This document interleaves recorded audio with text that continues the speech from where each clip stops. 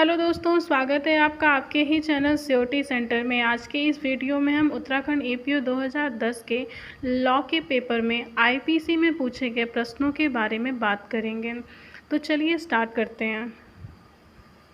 हमारा पहला क्वेश्चन है, भारतीय दंड संहिता में परिभाषित आपराधिक मानववध और हत्या के मध्य अंतर निम्नलिखित निर्णय में बताया गया है। तो किस निर्णय में बताया गया है? आर वर्सेस गोविंदा के निर्णय में बताया गया है। आर वर्सेस गोविंदा के मामले में जस्टिस मेलविन ने धारा 299 और 300 के बीच में अंतर को स्पष्ट किया है। सेक्शन 300 हत्या के बारे में और 299 आपराधिक मानववध के बारे में बताता है। आगे बढ़ते हैं। डी मिनिमिस नॉन कुरेट लेक्स का सिद्धांत भारतीय दंड संहिता के निम्नलिखित में से किस धारा से संबंधित है? तो यह किस धारा से संबंधित है? सेक्शन 95 से संबंधित है। भारतीय दंड संहिता की धारा का मुख्य सिद्धांत यह है कि वह विधि तुच्छ बातों पर ध्यान नहीं देती है और इसी को धारा 95 में वर्णित किया गया है। आगे बढ़ते हैं। भारतीय दंड संहिता में निम्नलिखित में से किस धारा में आपराधिक मानववध करने के प्रयत्न का उपबंध किया गया है? तो वह कौन सी धारा है? सेक्शन 308 है। चलिए इसके अन्य धाराओं के बारे में भी बात कर लेते हैं। सेक्शन 307 हत्या करने के प्रयत्न के बारे में प्रावधान करती है और सेक्शन 305 शिशु या उन्मत्त व्यक्ति की हत्या के दुष्प्रेरण के बारे में बात करती है और वहीं सेक्शन 306 आत्महत्या के दुष्प्रेरण के बारे में प्रावधान करती है। आगे बढ़ते हैं। निम्नलिखित में से किस अपराध के विरुद्ध शरीर की निजी प्रतिरक्षा का अधिकार मृत्यु कारित करने तक विस्तृत नहीं है? तो वह कौन सा अपराध है? गर्भपात कारित करने का अपराध। हमारा अगला क्वेश्चन है, निम्नलिखित में से कौन अपराध करने में अक्षम माना जाता है? डॉली इन कैपेक्स कहा गया है। तो वह है 7 वर्ष से कम आयु का कोई भी बच्चा हो तो उसे विधि की अवधारणा के अधीन अपराध करने में अक्षम माना गया है। एक पति और पत्नी के बीच में जवानी गहमागहमी हुई। ने अपनी पत्नी को पटक दिया और अपने हाथ में एक चाकू लेकर उसके सीने में बैठ गया। उसके शोर मचाने पर उसकी बहन और उसकी माँ, जो पास के ही खेत में काम कर रही थी, उसे बचाने दौड़ी। ने चाकू छीन लिया और को जख्मी कर दिया, जिससे उसकी मृत्यु हो गई। निम्नलिखित में से उसने कौन सा अपराध किया? कौन सा सही है? तो इसमें सही है ने अपने स्वयं की प्रतिरक्षा का कार्य किया है, अतः उसे किसी भी दंड से दंडित नहीं किया जाएगा। आगे बढ़ते हैं। के ऊपर थूकता है, जिसके कारण को क्षोभ उत्पन्न होता है। तो इस मामले में किसका दोषी होगा? तो दोषी होगा आपराधिक बल का प्रयोग करने का दोषी होगा। उस मामले को इंगित कीजिए जिसमें वास्तविक अपराध कारित किए जाने का दंड नहीं दिया जा सकता। तो वह कौन सा अपराध है? आत्महत्या। यदि कोई व्यक्ति आत्महत्या कारित करता है तो उसमें उसे किसी भी प्रकार का दंड नहीं दिया जाएगा और केवल यही एक मामला है जिसमें अपराध का वस्तुतः कारित किया जाना दंडनीय नहीं होता है। आगे बढ़ते हैं। भारतीय दंड संहिता के अधीन लूट में क्या होता है? लूट में या तो चोरी या उद्यापन होगा।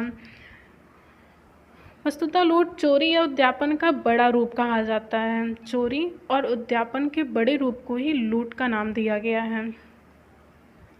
आगे बढ़ते हैं। भारतीय दंड संहिता के अधोलिखित धाराओं में से किस धारा के अंतर्गत संयुक्त आपराधिक दायित्व का सिद्धांत लागू हुआ है? तो वो कौन सी धारा है? धारा 34 है।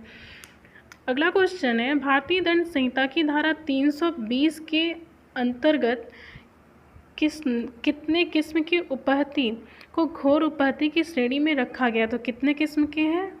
8 किस्म की उपहति को घोर उपहति की श्रेणी में रखा गया है और ये 8 घोर उपहतियाँ हैं। पहला है पुरुषत्व हरण, दूसरा दोनों में से किसी नेत्र की दृष्टि का स्थायी विक्षेप करना और दोनों में से किसी भी कान की सुनने की शक्ति का स्थायी विक्षेप करना और किसी भी अंग या जोड़ का विच्छेद करना, किसी भी अंग या जोड़ की शक्तियों का नाश या उसमें स्थायी ह्रास करना। छठवां है सिर या चेहरे का स्थायी विद्रुपीकरण। और सातवां है अस्थि या दांत का भंग या विसंधान करना। और आठवां है कि कोई उपहति जिससे उस व्यक्ति को 20 दिन की तीव्र शारीरिक पीड़ा हो और वह अपने मामूली कामकाज करने में असमर्थ हो। तो ये आठों घोर उपहति की श्रेणी में आएंगे। आगे बढ़ते हैं।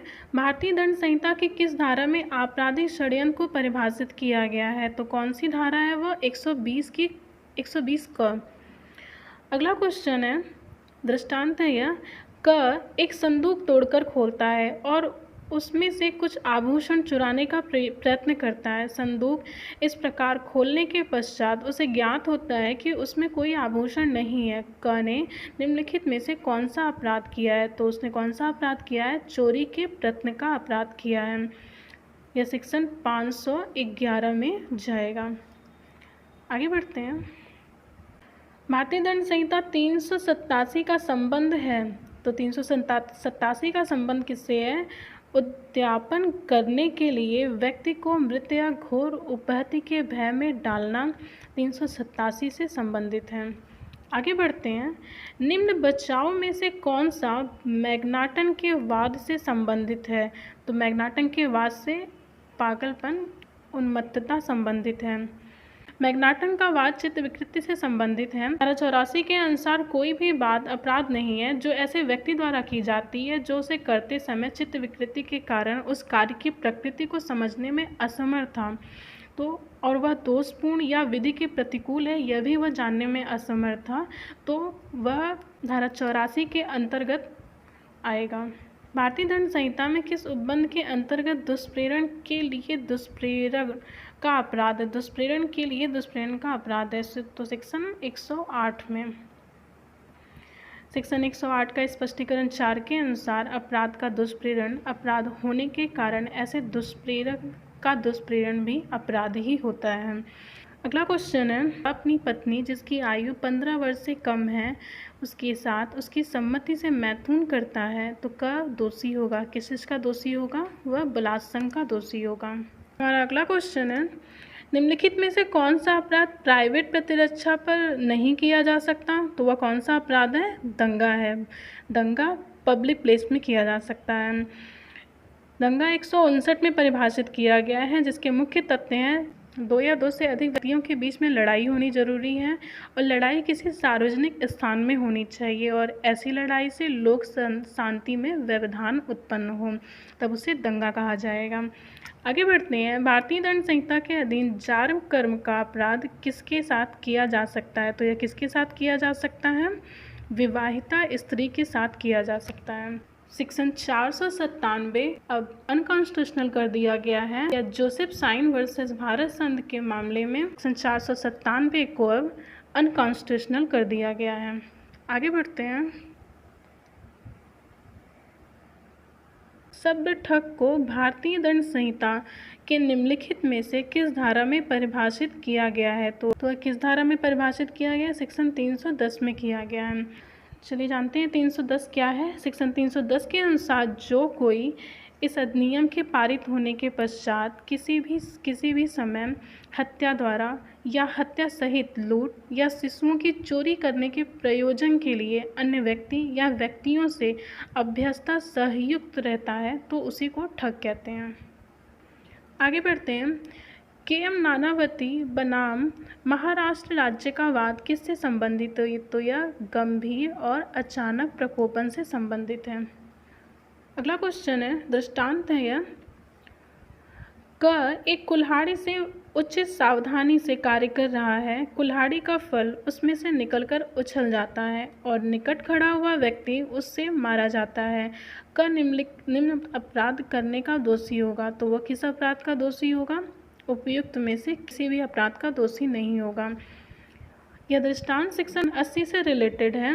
इसके अनुसार कोई बात अपराध नहीं है जो दुर्घटना या दुर्भाग्य से और किसी आपराधिक आशय या ज्ञान के बिना विधिपूर्ण प्रकार से विधिपूर्ण साधनों द्वारा उचित सतर्कता और सावधानी के साथ विधिपूर्ण कार्य करने में हो जाती है, तो ऐसा कार्य किसी भी अपराध की श्रेणी में नहीं आएगा। हमारा अगला क्वेश्चन है, क एक पुलिस अधिकारी ख को यह संस्वीकृति की कि उसने एक अपराध कारित किया है, प्रदान करने के उद्देश्य से प्रताड़ित करता है। उसने भारतीय दंड संहिता की किस धारा के अंतर्गत अपराध कारित किया है? तो कौन सी धारा के अंतर्गत किया है? सेक्शन 330 के बारे में। हमारा अगला क्वेश्चन है, राष्ट्रीय अखंडता पर प्रतिकूल प्रभाव डालने वाले लांछन या प्रख्यान का उल्लंघन भारतीय दंड संहिता के निम्नलिखित किस धारा में से किया गया है? तो वह कौन सी धारा है? सेक्शन 153 ख की धारा है। इसके अन्य धाराओं के बारे में भी बात कर लेते हैं। सेक्शन 153 क धर्म, मूल वंश, भाषा, मूल स्थान, निवास स्थान आदि के आधारों पर विभिन्न समूहों के बीच में शत्रुता का संवर्धन और सौहार्द बने रहने पर प्रतिकूल प्रभाव डालने वाला कार्य करना। 153 बलवा करने के आशय से स्वैच्छिक प्रकोपन देना। और 154 उस भूमि का स्वामी या अधिभोग जिस पर विधि विरुद्ध जमाव किया गया है के बारे में बात करती है। और अगला क्वेश्चन है, क यह को धमकी देता है कि यदि यह उस मार्ग से जाता है जिससे होकर जाने का यह का अधिकार है तो वह यह पर एक कटखना कुत्ता छोड़ देगा। इस मामले में क कारित करता है कौन सा अपराध है? तब इसके अंतर्गत सदोष परिरोध। सदोष परिरोध का अपराध आईपीसी की धारा 339 में बताया गया है। इसके आवश्यक तत्व हैं, किसी व्यक्ति को स्वेच्छा बाधा डालना, बाधा ऐसा हो जो उस व्यक्ति को उस दिशा में जिसमें उस व्यक्ति को जाने का अधिकार है जाने से उसे रोक दिया जाए, तो यह 339 का अपराध कारित किया जाएगा। अगर आपको ऐसे ही वीडियोस और चाहिए तो आप प्लीज़ हमें कमेंट करके बताइएगा। अगला क्वेश्चन है, क ख को उसके गृह से इसलिए बलपूर्वक या बहलाकर ले जाता है ख की हत्या की जा सके। क ने भारतीय दंड संहिता के किस उपबंध के अधीन अपराध किया है? तो वह कौन सा धारा है? सेक्शन 364। सेक्शन 364 हत्या करने के लिए किसी भी व्यक्ति का अपहरण या व्यपहरण के बारे में बताता है। हमारा अगला क्वेश्चन है, भारतीय दंड संहिता निम्नलिखित में से कौन सी धारा में दहेज मृत्यु से संबंधित है? तो कौन सी धारा है? 304 ख है। आइए इसकी अन्य धाराओं के बारे में बात कर लेते हैं। सेक्शन 304 हत्या के कोटि में ना आने वाले आपराधिक मानववध के लिए दंड का प्रावधान करता है। सेक्शन 113 का दुष्प्रेरित कार्य से कारित उस प्रभाव के लिए दुष्प्रेरक का दायित्व जो दुष्प्रेरक द्वारा आशय से भिन्न हो। सेक्शन 114 अपराध किए जाते समय दुष्प्रेरक की उपस्थिति का प्रावधान करता है। आगे बढ़ते हैं। भारतीय दंड संहिता के निम्नलिखित में से किस उपबंध के अंतर्गत कूट रचना को परिभाषित किया गया है? तो किस में किया गया है? सेक्शन 463 में किया गया है। क को राजमार्ग पर 1 रुपया पड़ा मिलता है, यह न जानते हुए कि वह रुपये किसका है, वह उस रुपये को उठा लेता है। क ने अपराध कारित किया है। कौन सा अपराध कारित किया है? क ने कोई भी अपराध कारित नहीं किया है। आगे बढ़ते हैं। यह पागलपन के असर में ख को जान से मारने का प्रयत्न करता है।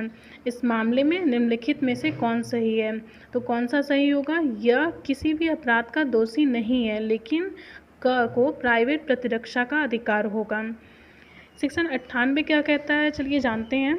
सेक्शन 98 जब कि कोई कार्य जो अन्यथा अपराध होता, उस कार्य को करने वाले व्यक्ति के बालकपन, समझ की परिपक्वता के अभाव, चित्त विकृति, मत्तता के कारण या उस व्यक्ति के किसी भ्रम के कारण अपराध नहीं है, तब हर व्यक्ति उस कार्य के विरुद्ध प्रतिरक्षा का वही अधिकार रखता है जो उस कार्य से वैसा अपराध होने की दशा में रखता।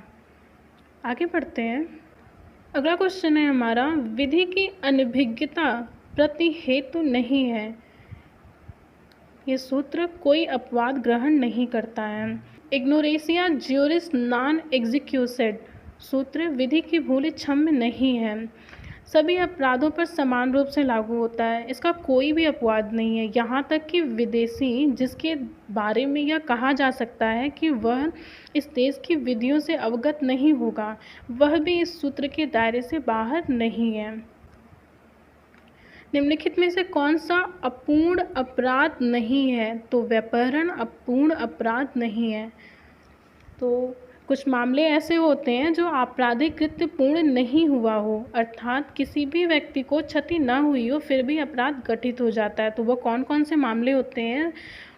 ऐसे मामले प्रयत्न, दुष्प्रेरण और षड्यंत्र होते हैं। लेकिन व्यपहरण में अपराध पूर्ण हो चुका है, इसीलिए इसे पूर्ण अपराध की श्रेणी में रखेंगे, न कि अपूर्ण अपराध की श्रेणी में।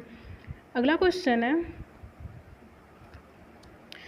एक विद्यालय का अध्यापक अनुशासन लागू करने के लिए एक विद्यार्थी जिसकी आयु लगभग 11 वर्ष है को मामूली सजा देता है। इस मामले में सेक्शन 89 बताता है कि संरक्षक द्वारा या उसकी सम्मति से शिशु या उन्मत्त व्यक्ति के फायदे के लिए सद्भावनापूर्वक किया गया कार्य अपराध नहीं होगा। वह सेक्शन 89 के अंतर्गत बचाव का दावा कर सकता है। आगे बढ़ते हैं। यह जानता है कि यह एक झाड़ी के पीछे है। यह नहीं जानता है या कि मृत्यु करने के आशय से या यह जानते हुए कि इससे या की मृत्यु कारित होना संभाव्य है को उस झाड़ी पर गोली चलाने के लिए उत्प्रेरित करता है। गोली चलाता है और या को मार डालता है। इस मामले में और का क्या अपराध होगा? तो इस मामले में किसी भी अपराध का दोषी नहीं है, किंतु सदोष मानववध के अपराध का दोषी होगा। यह दृष्टांत सेक्शन 299 से रिलेटेड है, अब जो आपराधिक मानववध को परिभाषित करती है। यहाँ पर किसी भी अपराध का दोषी नहीं है, लेकिन ने आपराधिक मानववध के अपराध का दोष किया है। तो ये रहे आईपीसी के कुछ क्वेश्चन जो उत्तराखंड 2010 में पूछे गए थे। तो ऐसे ही और वीडियोस के लिए हमारे चैनल को सब्सक्राइब करें। वीडियो पसंद आए तो इसे लाइक करना ना भूलें और दोस्तों के साथ इसे ज़रूर शेयर करें। फिर मिलते हैं अगले वीडियो में। Thank you so much for watching this video.